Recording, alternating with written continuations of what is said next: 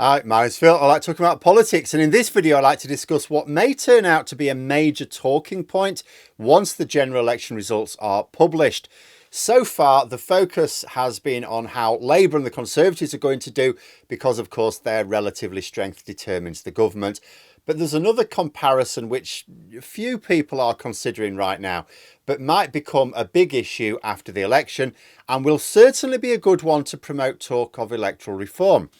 And that is how the Liberal Democrats do compared with Reform UK. Now, the first thing to point out is that although Reform UK are crowing about the fact YouGov have them just 4 points behind the Conservatives in their normal polling, I've said for a while, and better analysts than me have thought, this is probably inflated a little.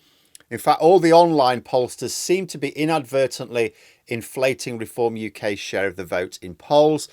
Why do we think this? A couple of reasons. First, Reform UK never do as well in by-elections as their polling at the time suggests they should. Now, it's possible that because all of their campaigning is top-down through the mainstream media and because they don't really have a grassroots infrastructure, they struggle to campaign well in individual seats. It's just possible that maybe Reform UK don't do as well in by-elections because they've got no local campaign machine to draw on.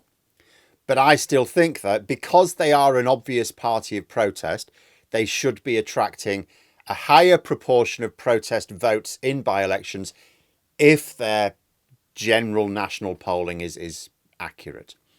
But the second reason is more compelling, I think. Like YouGov's huge MRP pulse, the latest one reduced Reform UK's share of the vote compared to their normal ones. So last month, in the sort of weekly YouGov polls, Reform UK had about 15% of the votes on these are the standard polls.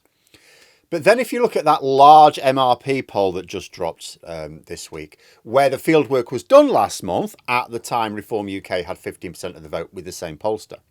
But if you look at this MRP poll, which is much larger sample, slightly different methodology, it produced a figure of 12%. Now, that second figure is an average of vote shares in each seat, and some seats will be calculated to have a lower turnout than others. It's not necessarily a perfect comparison, but it's good enough. And this MRP poll is not giving Reform UK as much of a share of the vote as their sort of weekly polls at the same time. Although I will say the same didn't apply in their first MRP poll. The average for Reform UK was about in line with their usual polling then. But although there's reason to doubt that Reform UK really are going to get like 16, 17% of the vote that's being predicted by some pollsters at the moment, what is clear is that they are likely to get a lot of votes. Millions, assuming they stand their candidates and campaign as well as they can, that is. Now, here's where the major talking point could emerge. On YouGov's latest MRP poll, both Reform UK and the Lib Dems are coming out with 12% of the vote. In the Survation MRP poll, which dropped at basically the same time, slightly different methodology, it had the Lib Dems on 10.25% on average and Reform UK on 9.58%. So still very comparable. Lib Dems and Reform UK getting about the same number of votes within, reasonable tolerance. So polls seem to think that, as things stand, Reform UK could get a comparable number of votes as the Lib Dems. But what would the parliamentary result be? Reform UK are not expected to win any seats at all. In reality, there are a very small number they can hope to win, but the chances are they win nothing. The Liberal Democrats, on the other hand, would probably be disappointed with significantly fewer than 50. They ought to be aiming for about 50 at least, and a major push on tactical voting could see them win significantly more.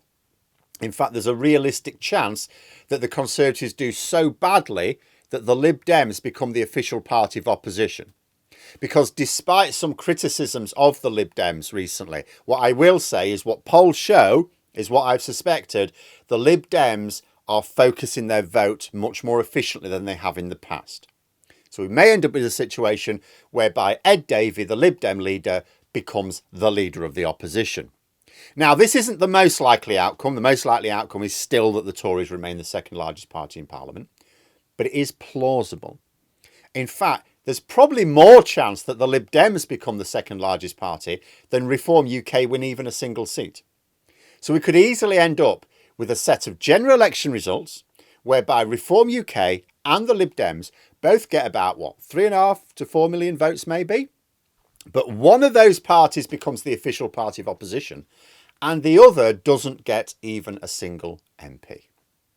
At this point, what happens, I suppose, depends very much on what Reform UK are aiming to do.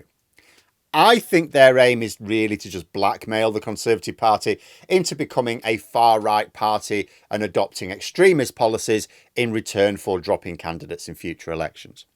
If this is the case, then they may not really make a fuss about this clear democratic deficit whereby one party gets like 3.5 to 4 million votes and ends up with maybe 60 to 70 MPs, and another gets roughly the same number of votes, and which is more than 1 in 10 of every vote that will be cast, and it yields zero representation in Parliament. We could end up in a situation where millions of people vote and collectively for the same party, no representation in Parliament.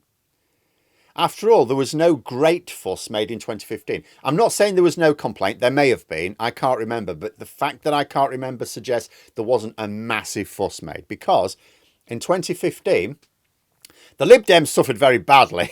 They only won 8 seats. They'd won dozens in the previous election. So they suffered. They won 8 seats.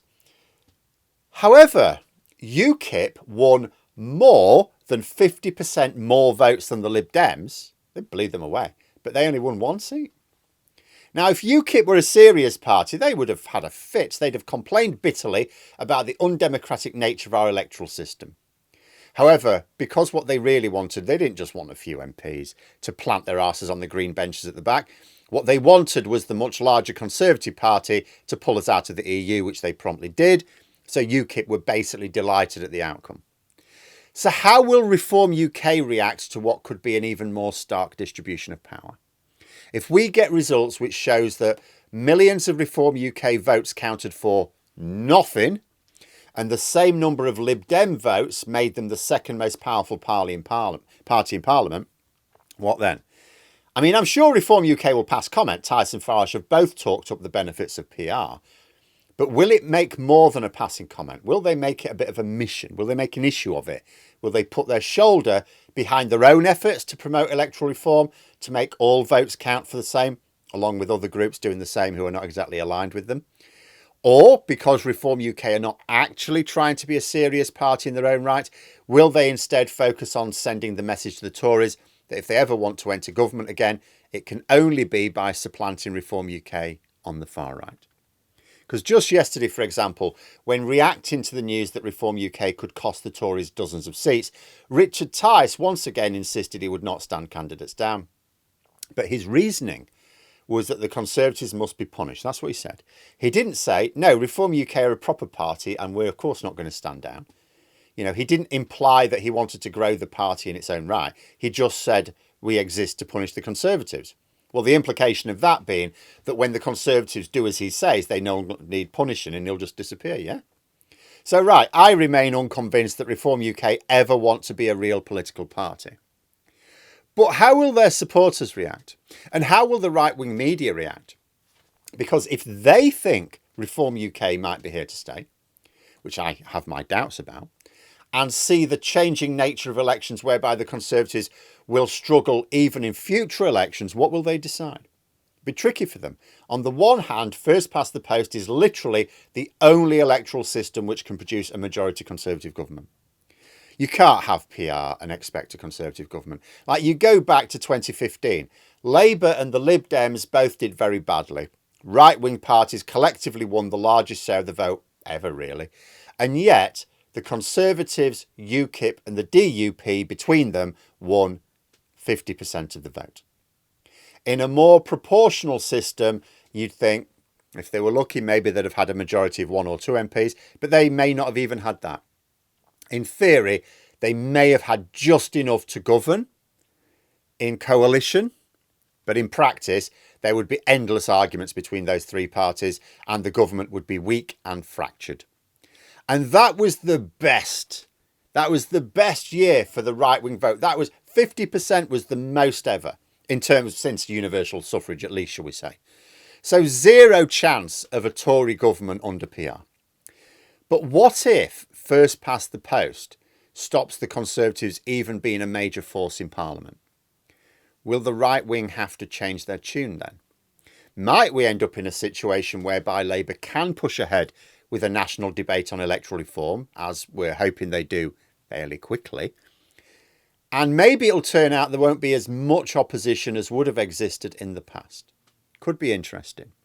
But there we are. Those are my thoughts. If you enjoyed the video, please subscribe for further content and click the like button. You can also sign up for memberships if you'd like to support the channel further. Thanks for watching, and until next time, I'll see you later.